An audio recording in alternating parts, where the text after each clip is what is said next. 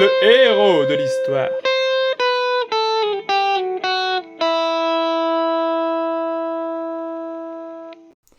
Bonjour à tous, vous écoutez le héros de l'histoire, et vous avez bien raison.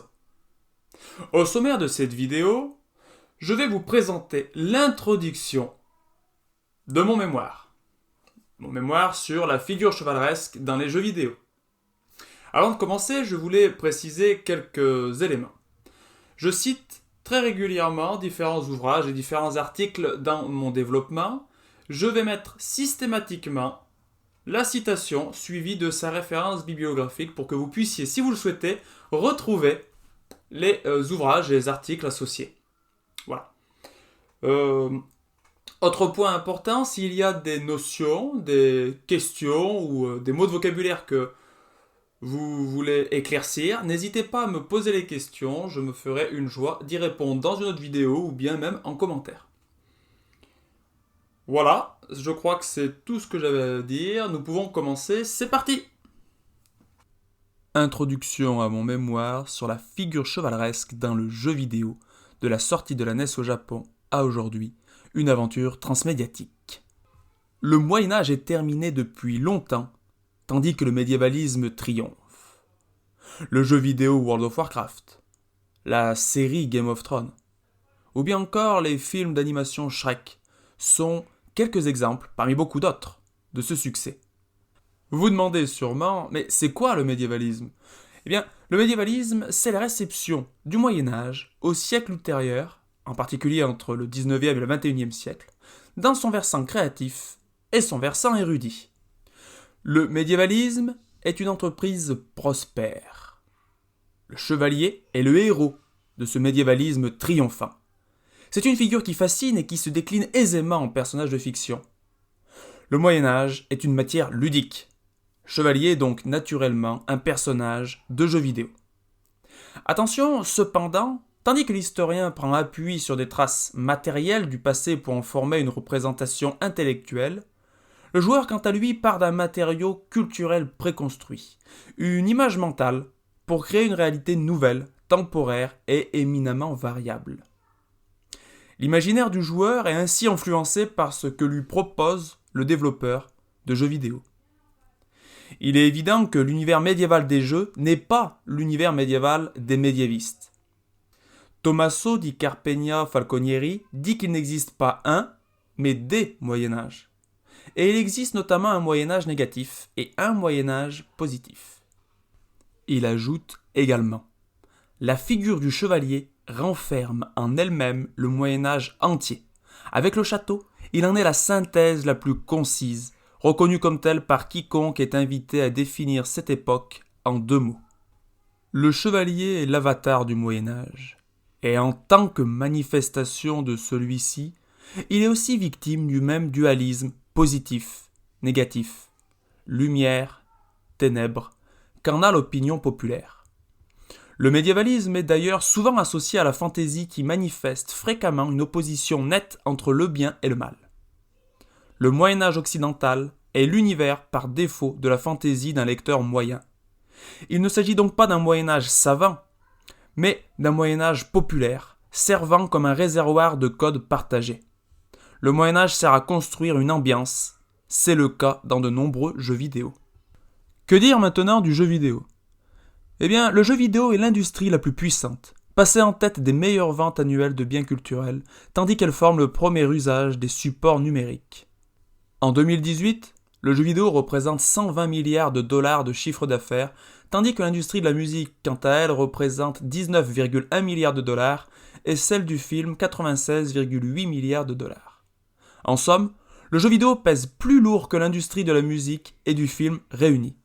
Ainsi, comme le jeu vidéo est l'un des médias de masse les plus populaires au monde, en plus de toucher indifféremment toutes les strates de la population dans les nations industrielles, il doit attirer l'œil de l'historien, car il véhicule de nombreuses images sur le Moyen-Âge des chevaliers. Le médiévalisme, à travers les médias, influence la représentation que se font les individus du Moyen-Âge. L'historien de l'époque contemporaine qui s'intéresse aux représentations modernes du passé doit prendre en compte les différentes utilisations et les représentations d'une époque antérieure pour appréhender la vision actuelle de celle-ci. En cela, les représentations fictionnelles des médias actuels ne peuvent être ignorées par l'historien, mais au contraire doivent être appréhendées pour mieux saisir l'idée qui est faite d'une période historique. Julien Lalu, que nous venons de citer précédemment, exprime bien notre propos. Étudier le médiévalisme, et plus particulièrement la figure du chevalier dans notre cas, à travers le jeu vidéo, est un exemple de ce qui doit être fait par l'historien des représentations pour saisir l'idée que nous nous faisons d'un objet historique capté par la culture populaire. Les jeux vidéo, comme forme de médias largement diffusés dans la société, agissent sur notre conscience et construction du monde contemporain par les représentations qu'ils véhiculent. De ce fait, le jeu vidéo peut influencer le public sur la réception des travaux des historiens de plusieurs manières. Le jeu vidéo peut être un biais entre l'histoire des historiens et l'histoire grand public. Le risque, c'est qu'un jeu vidéo dit historique soit effectivement pris comme un document d'histoire. Bien souvent, le jeu vidéo véhicule une mémoire et un imaginaire plutôt que de l'histoire. Dans notre cas, il s'agit donc essentiellement d'une mémoire et d'un imaginaire médiévaliste. Cependant, il peut aussi être une influence positive, poussant les joueurs à s'intéresser aux périodes historiques des jeux vidéo auxquels ils jouent. L'enjeu pour les historiens, c'est de saisir le biais que peut engendrer le jeu vidéo, mais aussi d'avoir conscience que le jeu vidéo est un média puissant qui peut promouvoir l'histoire s'il est bien utilisé.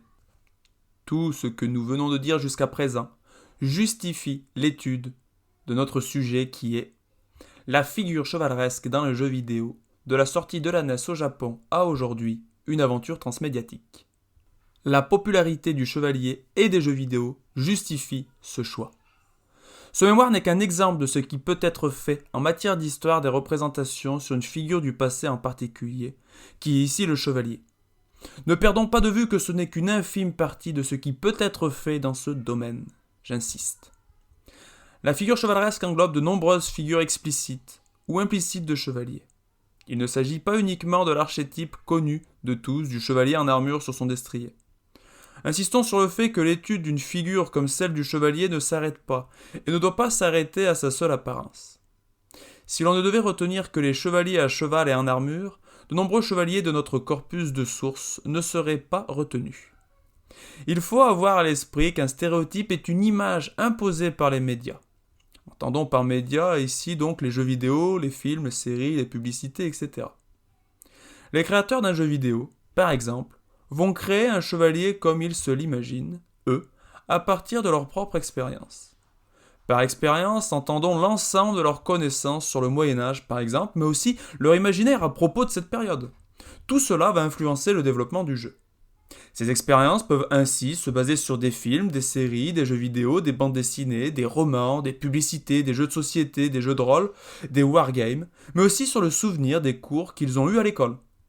La liste n'est pas exhaustive. Ce que nous voyons en tout cas, c'est qu'il y a donc un phénomène d'influence. Un créateur, à son tour, pourra influencer d'autres créateurs. Par exemple, Warhammer est un wargame qui apparaît dans les années 80 et qui s'inspire en partie des romans de fantasy de Tolkien. Dans notre corpus, nous voyons que Warhammer influence directement le jeu vidéo puisqu'il est adapté en un jeu vidéo de stratégie et de tactique. Ce jeu vidéo dont nous parlons, c'est Total War Warhammer. Donc, quand un créateur crée une image, par exemple d'un chevalier, quand celle-ci s'impose au joueur, par exemple, eh bien, le joueur va ensuite rechercher cette image, car elle lui sera devenue familière.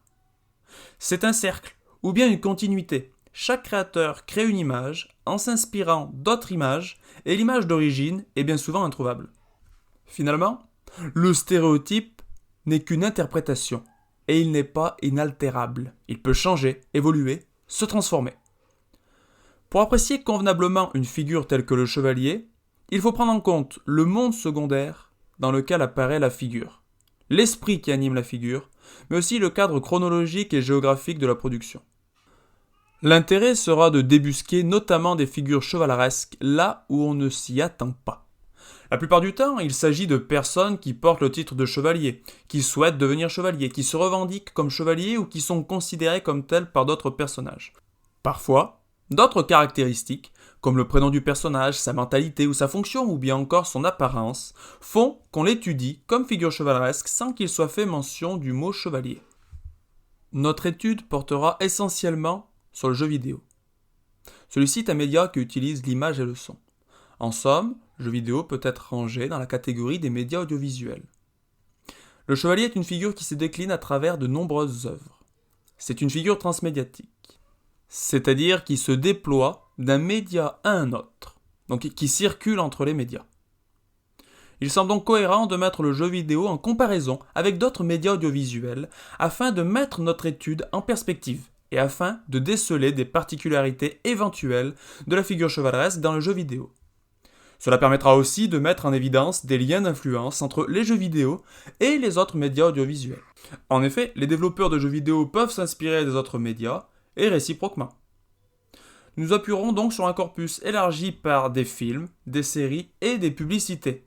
La chronologie que nous suivrons partira de la décennie 1980 jusqu'à la décennie 2010, donc jusqu'à 2019 inclus. La NES est sortie au Japon en 1983. Et elle marqua un jalon important dans le monde du jeu vidéo.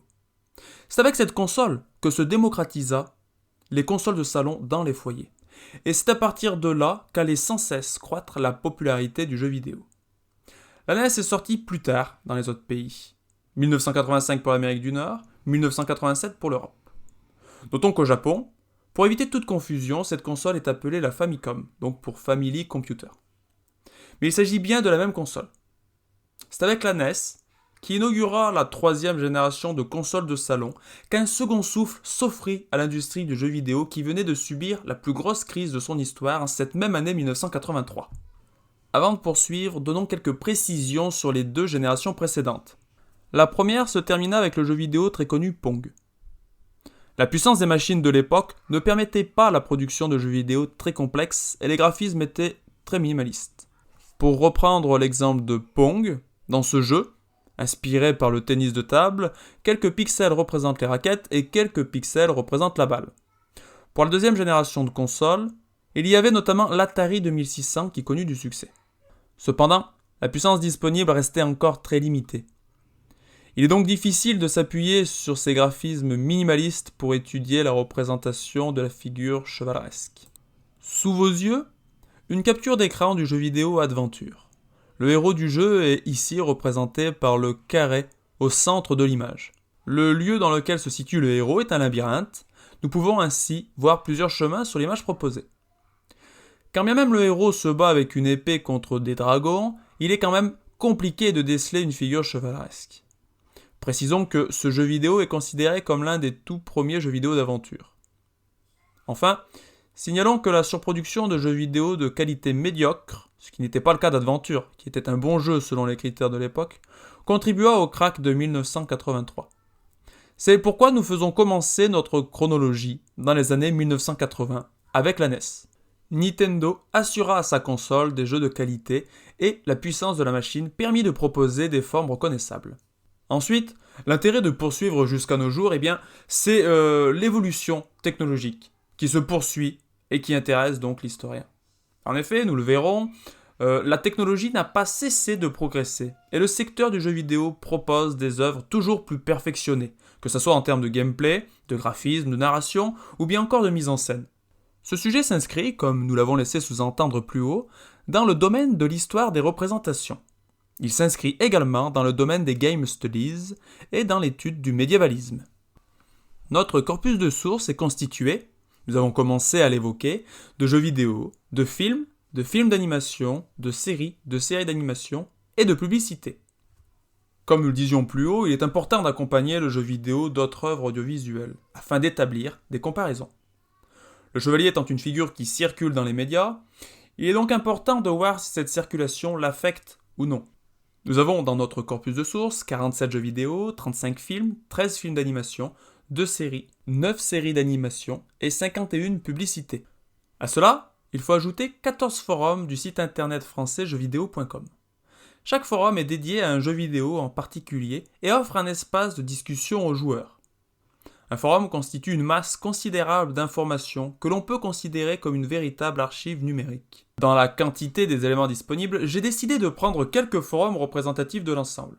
Chaque forum a été parcouru en suivant la méthode de la recherche par mots-clés et de l'échantillonnage thématique. Si vous le souhaitez, une vidéo sur la liste complète de mon corpus pourra être faite. Pour en revenir à notre développement, l'objectif a donc été d'établir le corpus le plus large possible, afin d'avoir la vision la plus englobante possible de la figure chevaleresque sur notre période. Mais il ne s'agit pas là d'une liste exhaustive de toutes les œuvres audiovisuelles existantes qui comportent des chevaliers. Ce n'est qu'un exemple de ce qui peut être fait. Le sujet de mon mémoire, que je viens de vous présenter, associé aux éléments du corpus de sources, soulève de nombreuses questions que je vais essayer de synthétiser. Tout d'abord, nous pouvons nous demander, puisque nous sommes dans l'histoire des représentations, comment se manifeste la figure chevaleresque dans le jeu vidéo? Ensuite, quels sont les liens entre les chevaliers du jeu vidéo et ceux des autres médias audiovisuels? Enfin, qu'est-ce que le joueur vient chercher, non seulement dans le jeu vidéo, mais aussi à travers cette figure chevaleresque? Pour répondre à ces interrogations, nous nous intéresserons dans un premier chapitre au cadre et au contexte dans lesquels apparaissent nos chevaliers. Nous verrons quelles sont les machines qui permettent de jouer et donc de faire vivre la figure chevaleresque des années 1980 à nos jours. Nous nous intéresserons au monde fictionnel dans lequel les chevaliers apparaissent. En effet, pour répondre à la question comment se manifeste la figure chevaleresque dans le jeu vidéo, il est nécessaire de prendre en compte non seulement l'évolution graphique des jeux vidéo, mais aussi les mondes, médiévalistes ou non, dans lesquels la figure apparaît. Dans un deuxième chapitre, nous verrons quel rôle les chevaliers tiennent dans leur monde fictionnel respectif. Puis, nous nous intéresserons plus précisément à la fonction combattante du chevalier. Le troisième chapitre sera l'occasion d'aborder la figure chevaleresque sous l'angle de son apparence, c'est-à-dire quels sont ses équipements, ses armes, son sexe, son apparence en général. Puis nous traiterons de sa mentalité, c'est-à-dire quelles sont ses valeurs, quelles sont ses vertus, quel est l'esprit qui anime le chevalier. Enfin, nous tenterons de construire une typologie possible qui permettrait de classer les chevaliers du corpus de sources. Dans le chapitre 4, il sera question des sources d'inspiration et d'influence qui se manifestent à travers la figure du chevalier. Tout d'abord, nous verrons l'importance de la culture populaire et, dans celle-ci, la place prépondérante de Tolkien et de la fantasy, notamment en matière de création de mondes fictionnels. Puis nous verrons l'influence des contes, des mythes et des légendes. Enfin, nous verrons l'influence de l'histoire et de la mémoire sur la figure du chevalier. Le chapitre 5 se concentrera quant à lui sur la production de la figure chevaleresque, en tentant de répondre à plusieurs questions. Quel pays utilise la figure du chevalier dans leur production audiovisuelle? Ensuite, nous verrons que la figure du chevalier est une production sérielle. Alors, qu'est-ce qu'une logique sérielle? Eh bien, c'est le fait de rapporter une œuvre à d'autres productions avec lesquelles elle partage une cohérence, laquelle peut être formelle, thématique, affecter la structure, la narration ou bien encore la diégèse. Dans notre cas, chaque œuvre de notre corpus est effectivement rapportée aux autres. La cohérence qui les unit est la présence de cette figure chevaleresque. Pour terminer ce chapitre 5, nous nous demanderons pourquoi la figure du chevalier est utilisée. Le chevalier est-il simplement un argument de vente? Pour le 6e et dernier chapitre de mon mémoire, nous nous intéresserons à la consommation de la figure chevaleresque. Comment cette figure est-elle perçue? Comment est-elle vécue? Et quelles sont les pratiques et usages autour de cette figure? Ainsi, c'est l'histoire du chevalier médiatique, plus précisément vidéoludique, des années 1980 aux années 2010, que nous voulons faire et non l'histoire du chevalier historique, même si celui-ci sera évoqué, car il est évident que ce chevalier historique influence le chevalier médiatique d'aujourd'hui, en plus d'en être à l'origine. Voilà, je rappelle que si vous avez des questions, n'hésitez pas à me les poser, je me ferai une joie d'y répondre. C'était le héros de l'histoire, pour vous servir.